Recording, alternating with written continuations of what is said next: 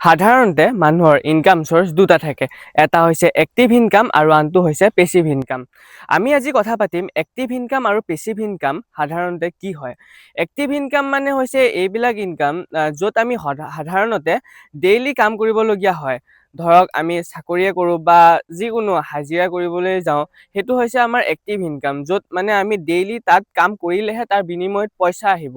আৰু passive income হৈছে যিবিলাক য'ত আমি সাধাৰণতে এবাৰ ইনভেষ্টমেণ্ট কৰিম আৰু তাৰ পৰা আমি লাইফ টাইম বা বহুত বছৰলৈকে আমাৰ সি পইচা জেনেৰেট কৰি দিব, সেইবিলাক হৈছে পেছিভ ইনকাম।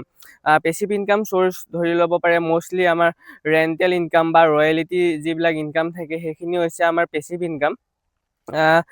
বিশেষকৈ সাধাৰণতে যদি মোৰ ক্ষেত্ৰত কওঁ, মোৰ ক্ষেত্ৰত বৰ্তমানলৈকে পেছিভ ইনকাম খুব তেনেই নায়েই আৰু বৰ্তমান মোৰ নিজৰ কাৰণে এক্টিভ ইনকামে।